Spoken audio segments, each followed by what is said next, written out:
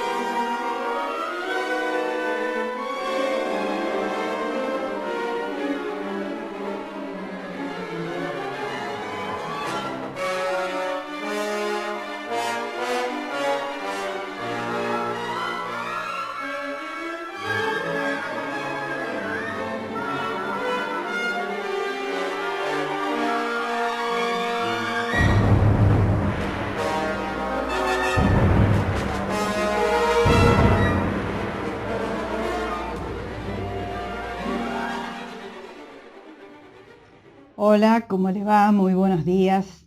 Muy bienvenido a este nuevo episodio de este ciclo que hemos dado en llamar Cultura Ya. Y usted sabe que la mayor parte de estos programas tienen que ver con títulos literarios, con títulos que han llamado la atención ahora o antes para el público lector, y que a través de un cuidadoso estudio por mi parte, yo traigo aquí a este programa lo que me parece más conveniente en el sentido de buena literatura, de entretenimiento, de satisfacer las necesidades a preguntas que se hace el público, que nos hacemos todos. Y hoy he traído un libro realmente encantador, que se titula Madonna con abrigo de piel, del autor turco Sabahattin Ali. Más allá de un Orhan Pamuk, poco sabemos de la literatura de las últimas décadas turcas. Y en este caso, me interesó muchísimo enterarme que este autor, Sabahattin Ali, que tenía todos los visos de un turco formado en Occidente o terminado de formar su cultura en Occidente, porque él se fue a Alemania siendo muy joven. Sabahattin Ali, que falleció muy joven aún en 1948, había pasado al olvido dentro de la literatura de las letras turcas. Pero después, en una de esas circunstancias sorprendentes que a veces tiene la literatura, como las distintas manifestaciones del arte, sobre todo del arte perdurable, se lo redescubrió en los últimos años. Y este escritor ha pasado a ser un verdadero éxito de ventas en su Turquía natal y también en el resto de Europa. Y además se ha traducido a distintos idiomas y sigue una carrera ascendente del aplauso del público y de el fervor, sobre todo, de los jóvenes turcos de este momento, que ven en él a un retorno a las fuentes, a esa actitud que tiene el turco medio que conocimos sobre todo en las películas y en las series televisivas, de una actitud un tanto naif, ingenua, hasta inocente, si usted quiere llamarle, nostálgica, muy pudorosa, que vemos en las series televisivas y que yo descubrí, por ejemplo, en el mundo de Orhan Pamuk, en los libros de ese premio Nobel, el primero premiado con un premio Nobel en la literatura turca, y que es realmente encantador, fascinante, que nos retrotrae a otros mundos, a otros tiempos, a una actitud que tiene el turco medio en este momento y que quizá lo tuvo a través de los siglos. Quiero decirle que este autor, Sabahattin Ali, con esta Madonna con abrigo de piel, que así se titula el libro, fue un hombre que en su momento tuvo algunos enfrentamientos con el recientemente nombrado primer presidente de Turquía en el año 1923, que se llamó Mustafa Kemal Atatürk, el padrecito o el padre de los turcos. Atatürk significa padre de los turcos. Mustafa Kemal Atatürk fue un hombre realmente extraordinario que después de la Primera Guerra Mundial, cuando Turquía se había aliado con los alemanes en contra de los otros aliados que le hicieron frente, había perdido la guerra, había habido mucho intercambio comercial entre Alemania y Turquía a fines del siglo XIX. Después, durante la Primera Guerra Mundial, se aliaron. Habían perdido mucho terreno, ya sabemos lo que pasó con los alemanes, pero siguieron las relaciones comerciales y culturales entre ambos países. Y este hombre, Sabahattin Ali, fue a estudiar a Berlín siendo muy joven todavía, en la década del 20, y allí conoció a una mujer que le cambiaría su vida. Todo esto, digamos que se supone es una ficción. No sabemos o no dicen las crónicas si algo de la vida de Sabahattin Ali tuvo que ver con este personaje que encontramos en este libro, que se llama, como usted escuchó cuando yo terminé de leer el primer párrafo, Raif Efendi se llamó. Este hombre que llegó a estudiar, enviado por su padre turco desde Ankara para que se perfeccionara en alguna carrera que él eligiera. Él prefería las artes y sobre todo la literatura, pero el padre lo había enviado para que se especializara en una fábrica de jabones, que era lo que él hacía en Ankara, y él y su familia vivían de eso. Él llega a Berlín en los años 20, enviado por su padre para aprender secretos del negocio familiar, que era en realidad la fabricación de jabones de tocador. Fue un hombre que sus sueños lo empujaron hacia el arte y la literatura. estudió alemán, empezó a leer novelas rusas, descubrió lo que era la literatura, visitó museos y exposiciones y un día se encontró ante un cuadro que lo deslumbró.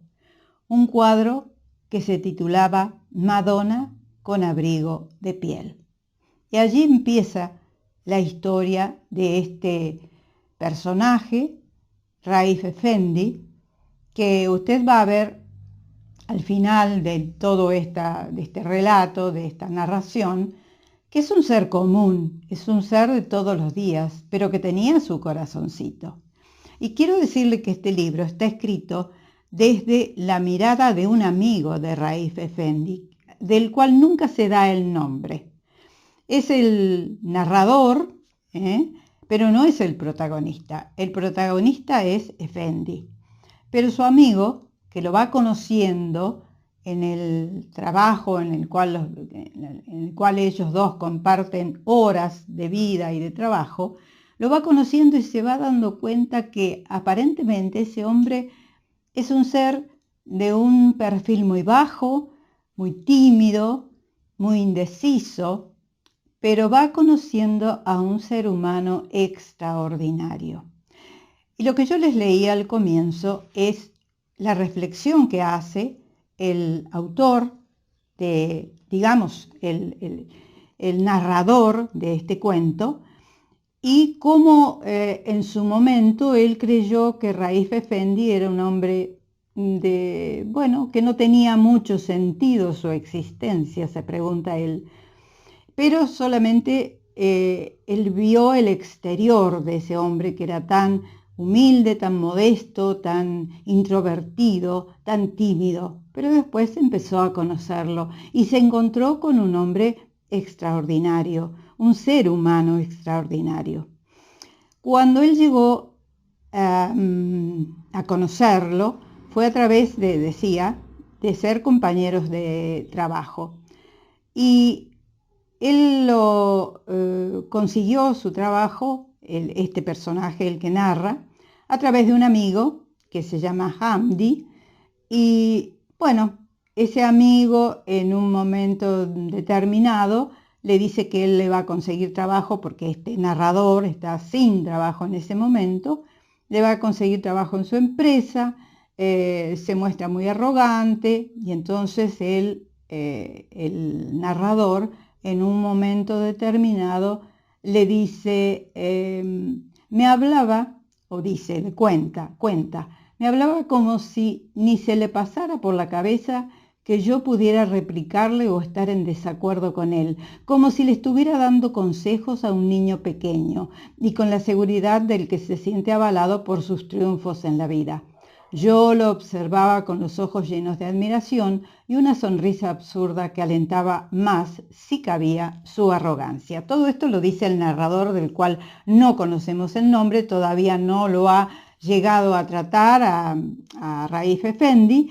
Después se presenta en ese trabajo que le había conseguido su amigo y ahí conoce finalmente a ese pequeño hombrecito que estaba siempre inclinado sobre su mesa, que estaba trabajando permanentemente, con la mirada baja,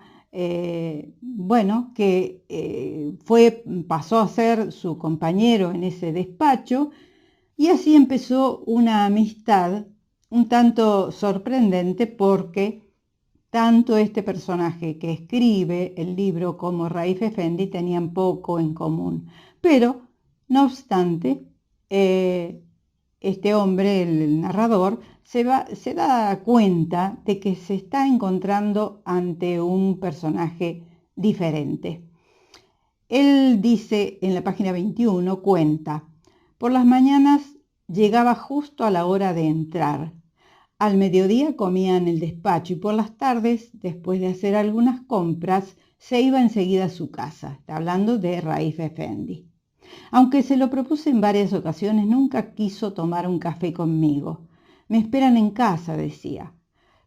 Pensé que era un feliz padre de familia y que tenía prisa por ver a su mujer y a sus hijos.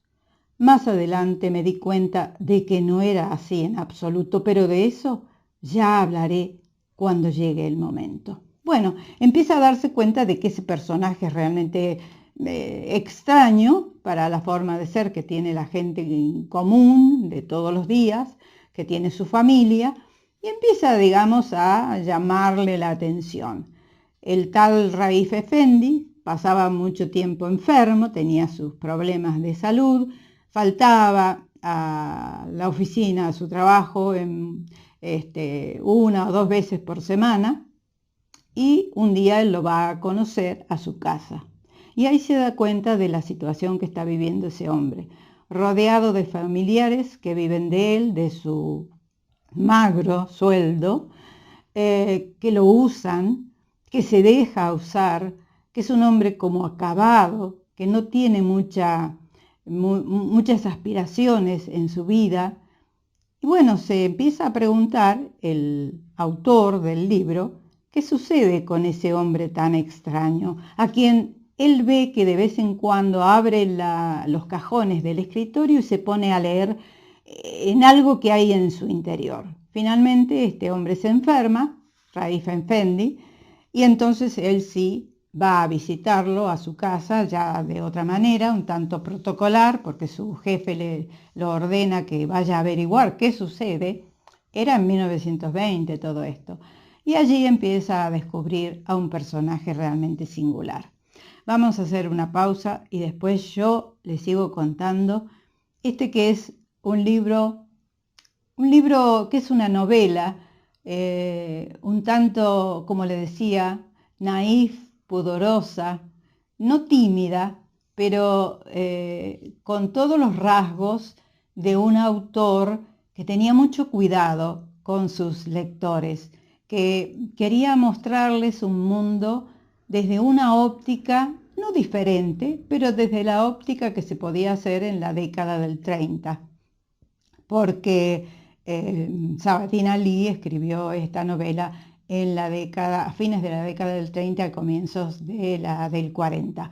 Él falleció, después ya le voy a contar cómo, en 1948, pero vivió toda esa etapa de Mustafa Kemal Atatürk, de quien al principio fue enemigo y después, digamos que estuvo o consideró que lo que hacía Atatürk en su país era posible y potable. Hacemos una pausa y después le cuento qué modificaciones hizo el primer presidente de la República de Turquía allá por la década del 20 y que integró a Turquía al mundo occidental.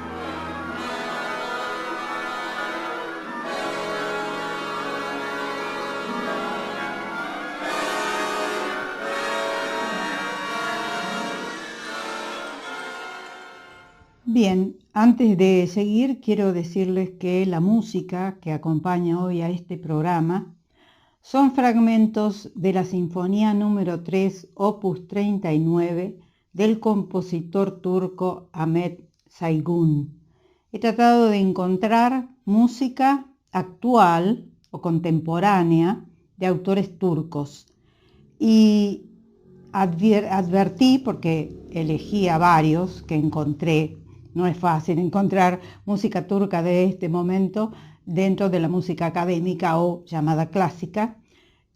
Elegí a uno que me pareció de los más significativos, Ahmet Saygun. Y bueno, usted se va a dar cuenta, a medida que pasa el programa y a medida que escuchemos la música, de que hay muchísimas influencias occidentales. Y es inevitable, o fue inevitable, y será inevitable, porque Turquía tiene mucha relación con el resto de Occidente.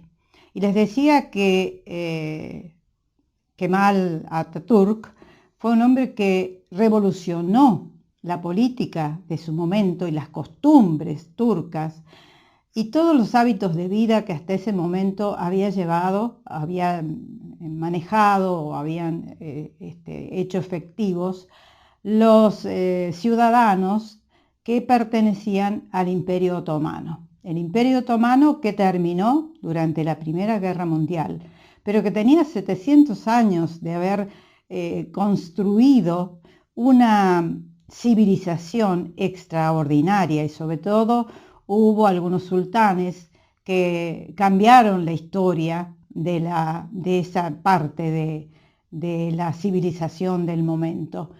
Y bueno, finalmente, después de la Primera Guerra Mundial, se transformó en república, se terminaron los privilegios y Mustafa Kemal Atatürk cambió totalmente los hábitos y costumbres e intentó por todas las formas y oponiéndose a muchos enemigos o a muchas personas que lo cuestionaron en su momento, hizo lo posible para transformar a Turquía en un brazo, en un apéndice de lo que era Occidente en ese momento. Las reformas que él hizo realmente fueron notables. Y bueno, se empalma con lo que en algún momento hicieron el Shah de Persia, por ejemplo, tratando de occidentalizar a Irán, lo que hizo Nasser en Egipto, lo que hicieron los japoneses durante el siglo XX y muchos más que, bueno, hay que leer un poquito la historia para darse cuenta de que muchos gobernantes, dándose cuenta quizá de que el pueblo iba a vivir mejor y que ellos se iban a poner un galardón, trataron de acercar a sus culturas a Occidente. Bien,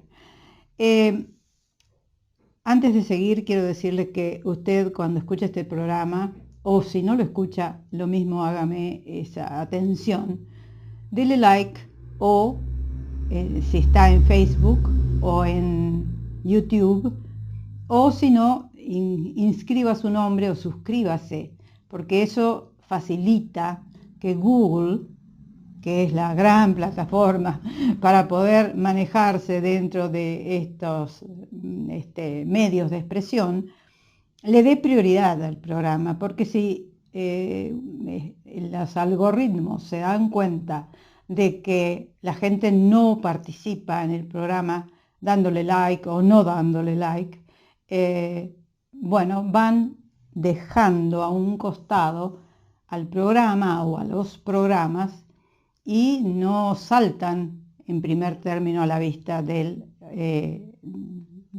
que ve o el que mira, el que oye o el que escucha o el que se acerca a YouTube o a Facebook.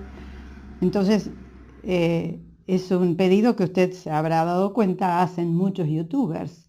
Y sí, yo también lo hago, porque en esto que se me va parte de mi vida, porque me estoy dedicando con mucho fervor a hacer este programa y a leer libros, seleccionarlos, marcarlos, digerirlos.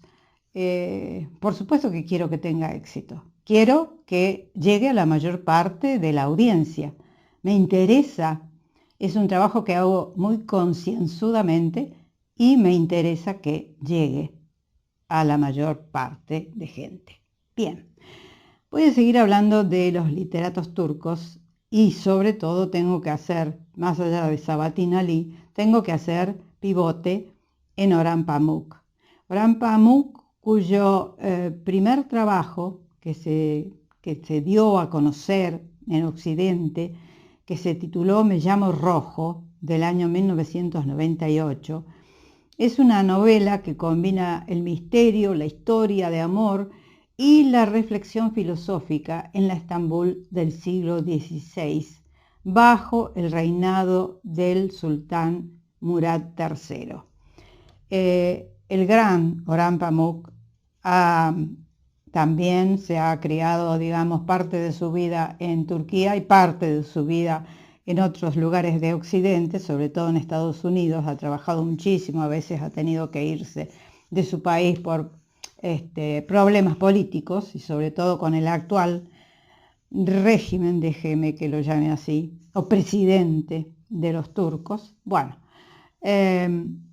Orhan Pamuk, le decía, ha hecho de sus novelas esa situación de evocación nostálgica, un tanto pudorosa, delicada, naive, que tiene él o que él nos ha mostrado a través de sus trabajos.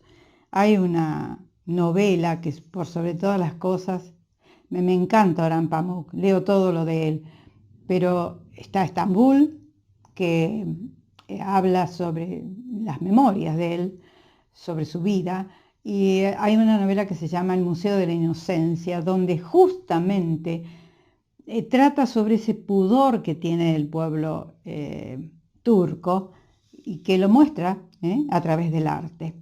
Y le quería decir también algo muy interesante de Kemal Atatürk. Él decía que la cultura es la base de la República Turca. Fíjese usted qué sentido del patriotismo tenía. Un hombre que fue muy controvertido, que murió a los 57 años en 1938, había sido presidente desde 1923, fue el gran reformador de las costumbres, dejó que las mujeres votaran, por ejemplo, ordenó que se dejara de usar el fez para usar sombreros occidentales, debían dejar toda la vestimenta tradicional atrás y vestirse o empezar a vestirse como occidentales. Era bastante, dictador en su actitud. Hitler dijo, por ejemplo, sobre Atatürk, que Mussolini era su primer discípulo y yo, Hitler, era su segundo discípulo. Fíjese usted, ¿no? Sí, fue un hombre con una actitud muy reformista, una suerte de tirano. Hubo grandes momentos de gloria dentro de la República Turca en ese momento, pero también hubo grandes problemas con él como gobernante de Turquía. Pero dejó una impronta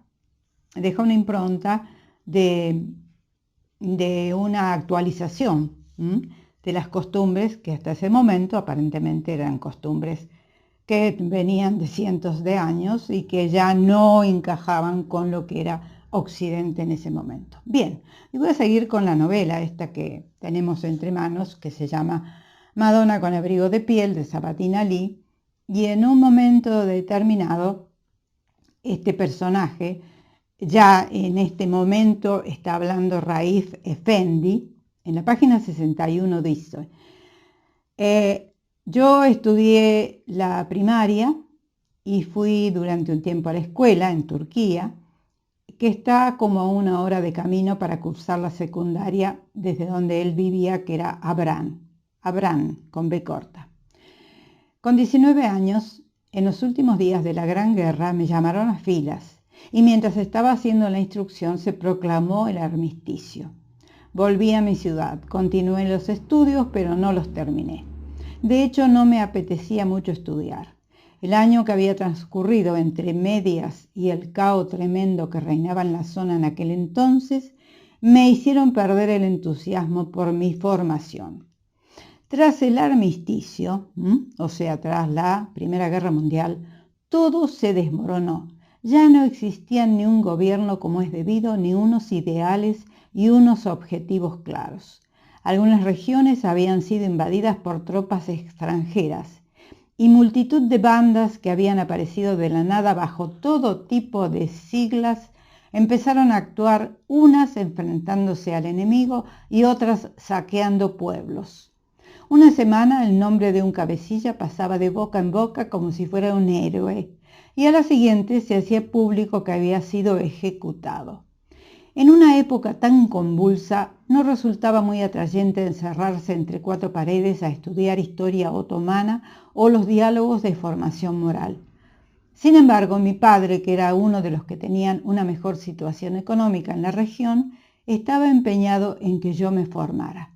Al ver que muchos chicos de mi edad se ponían unas bandoleras cruzadas, se colgaban un Mauser al hombro y se echaban al monte, aun sabiendo que parte de ellos moriría a manos del enemigo o de los bandoleros, empezó a temer que yo los siguiera. Y era cierto, no pensaba quedarme de brazos cruzados y había empezado a prepararme en secreto.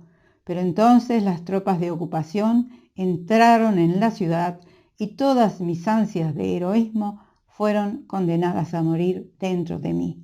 Así empezó la idea del éxodo de Raif Efendi, que después, tiempo después de la Primera Guerra Mundial, de la terminación, de la culminación, se trasladó a Berlín y fue donde conoció a esa mujer que lo impactó, que la vio a través de un cuadro en una exposición que se llamó Madonna con abrigo de piel.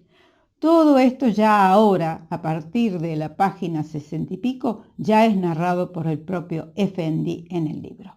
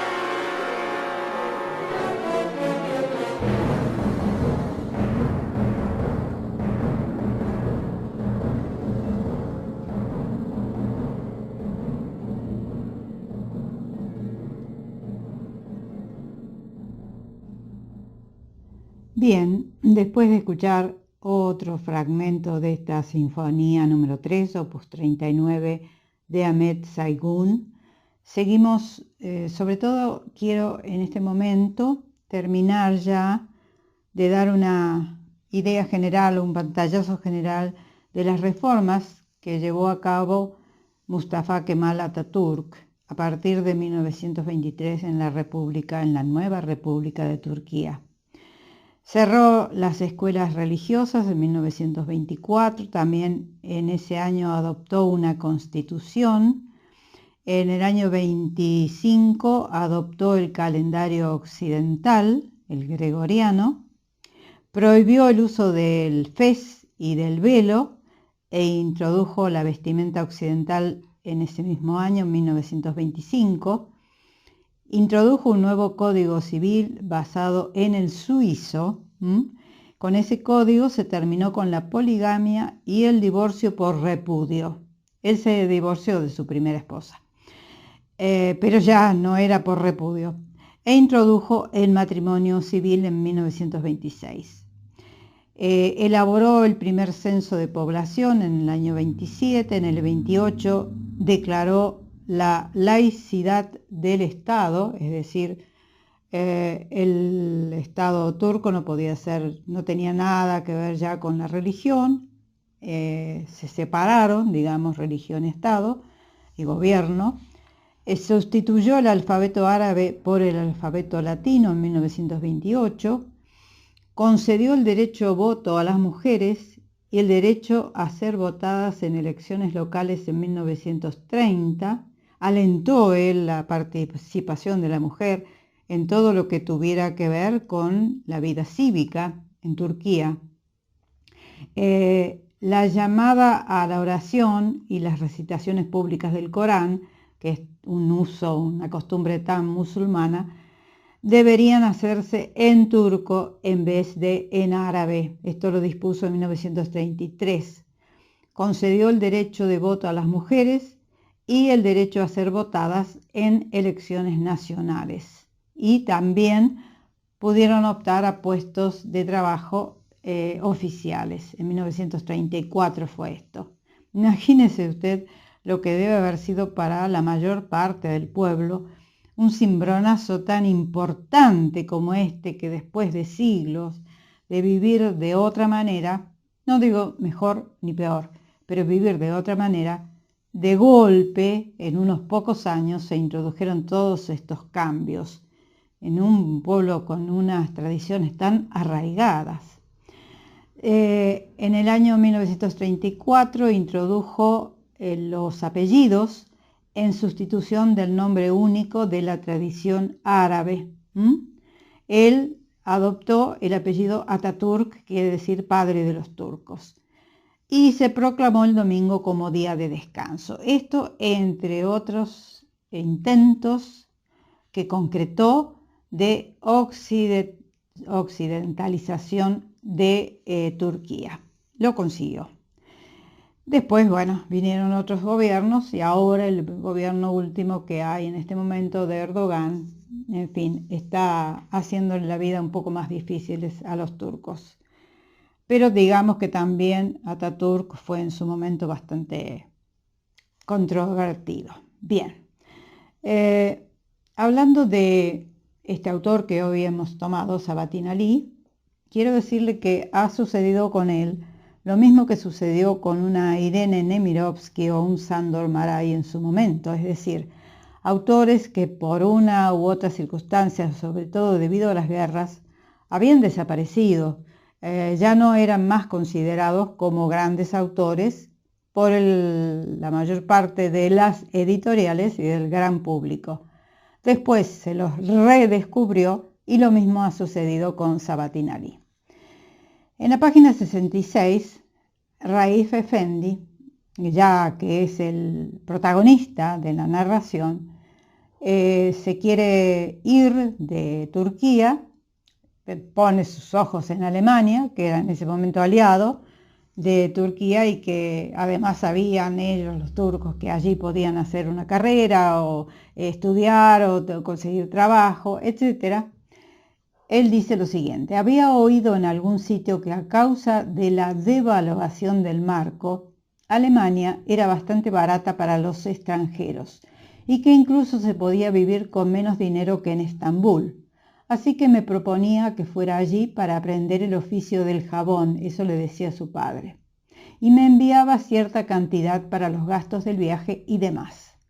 Estaba entusiasmado, no porque me interesara el arte de hacer jabón, sino porque me hubiera sugerido hacer esto en el momento más inesperado, es decir, la oportunidad de ver Europa, pues me la había imaginado de 1001 maneras desde que era niño y era objeto de muchos de mis sueños. En su carta mi padre me decía: si vuelves dentro de un par de años habiendo aprendido el oficio, nuestro negocio de jabones de aquí crecerá, prosperará. Podré dejarte que lo administres y una vez en el mundo de los negocios y con una profesión con la cual ganarte el pan, tendrás una vida feliz y próspera.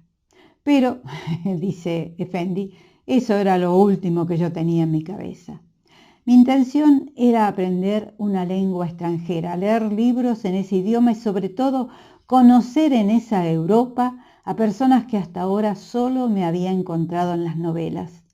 De hecho, ¿no era esa una de las causas de mi aspereza y de que me mantuviera al margen de mi entorno, porque no hallaba en él a los personajes que había conocido en los libros y con los que me sentía identificado? Él manifiesta en su narración que nunca había tratado con una mujer. Cuando se encontraba delante de una mujer bajaba los ojos y se sentía tan intimidado que no podía emitir una palabra.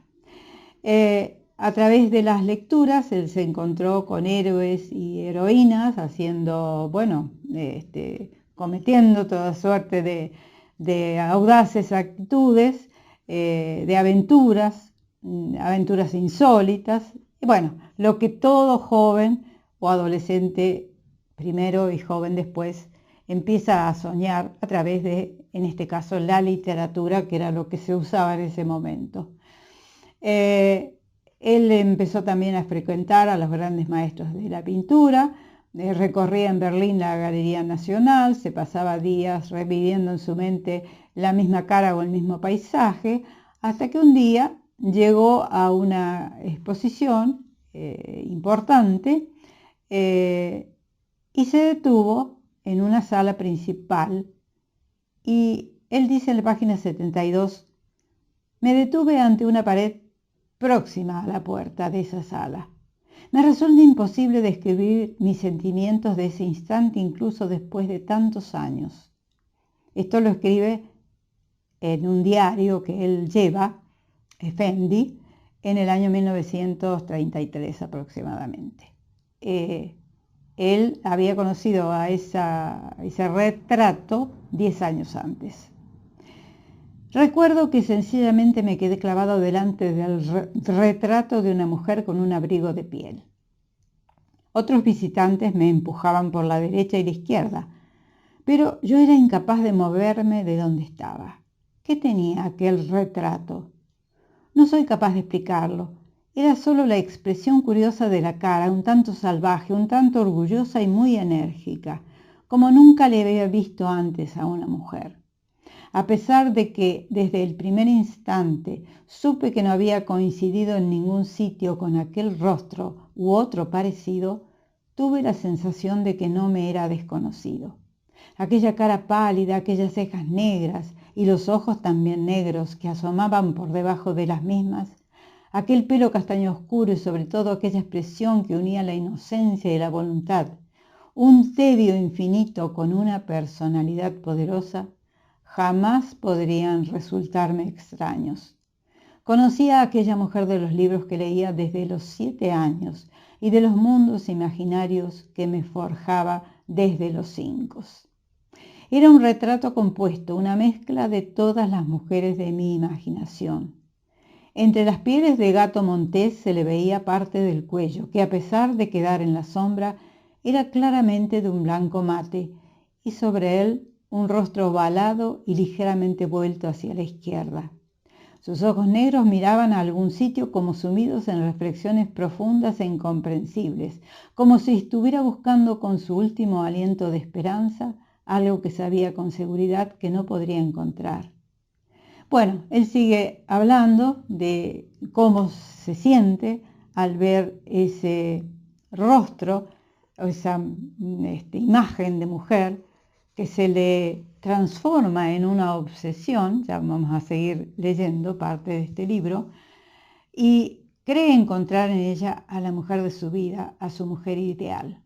Y finalmente la conoce, y bueno, hacemos una pausa y vamos a seguir leyéndoles un tanto más para que usted vea cómo se desarrolló esa relación que le marcó la vida. Bien, ya volvemos.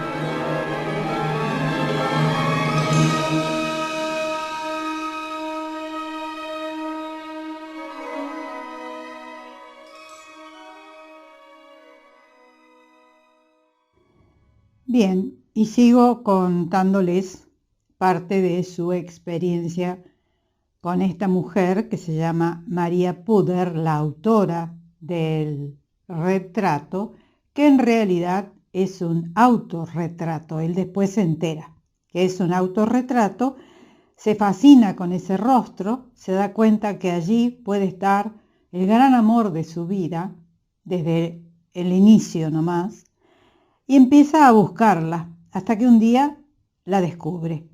La sigue hasta el cabaret donde ella trabaja, descubre que esa mujer es violinista y es cantante en ese lugar, entablan una relación amistosa, ella empieza a confiar en él y él, por supuesto, también en ella, él que era tan tímido y tan retraído, y después de haberse conocido o haberse frecuentado en algunos momentos, recorrían Berlín, caminaban, iban a exposiciones, siempre de la mano de una amistad, aunque él tenía interés en que la cosa siguiera adelante, que esa amistad no quedara en amistad, sino que se transformara en otra cosa.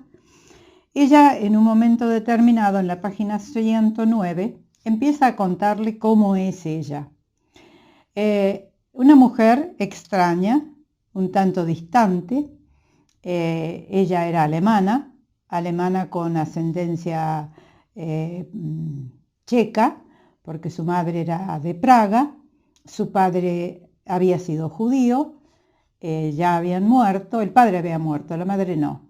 Entonces, bueno, ella tenía una forma de ser muy especial, que no era la forma de ser que tenía él, que era todo pasión y emoción. Ella era bastante fría y distante. Y en un momento dado ella le dice, soy así, soy una mujer extraña. Si quieres ser mi amigo tendrá que tolerarme muchas cosas. Tengo caprichos absurdos, horarios imposibles. En suma, soy una criatura incómoda e incomprensible para quienes son mis amigos. Luego, con tono cortante, como si le retara haberse dejado en tan mal lugar, dice o añadió lo siguiente: pero si no le apetece, no necesito a nadie, no quiero tener que estarle agradecida a nadie, ni pienso mendigar el favor de su amistad, si usted lo quiere. Bueno, dijo él, intentaré entenderla, respondió con su voz baja y cobarde de siempre, dice él mismo. Caminaron unos pasos. Muy despacio me cogió del brazo y empezó a hablar con una voz indiferente, como si estuviéramos charlando sobre cualquier otro tema. Ella le dijo, ¿así que va a intentar comprenderme? Bueno, no es mala idea, pero me da la impresión de que es un esfuerzo inútil. Creo que solo soy una buena amiga a veces. El tiempo lo dirá. Si de vez en cuando inicio pequeñas discusiones, no lo tenga en cuenta, no me haga caso. Se detuvo en medio de la calle, levantó el índice de la mano derecha, lo agitó como si le advirtiera a un niño y añadió, présteme atención el día que me pida algo, porque ese día todo habrá terminado. Nada, ¿entiende? No me pedirá nada.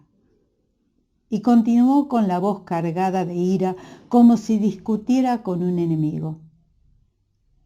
¿Sabe por qué los odio tanto a ustedes, o sea, a todos los hombres del mundo? Por todo lo que exigen a los demás como si ese fuera su derecho natural. No me malinterprete, estas exigencias no se expresan necesariamente de una forma explícita, con palabras. A veces es la forma en que los hombres tratan a las mujeres, su mirada, su sonrisa, sus gestos. Hay que estar ciega para no darse cuenta de lo mucho que confían en sí mismos. Para comprender su arrogancia, basta con ver el desconcierto que les provoca que una mujer se niegue a alguno de sus requerimientos. Nunca dejan de pensar en sí mismos como en cazadores y en nosotras como pobres presas. Nuestra obligación es ser siempre sumisas, obedecer y dar lo que se nos pide. Nosotras no pedimos ni podemos entregar nada por el simple hecho de que nos apetezca.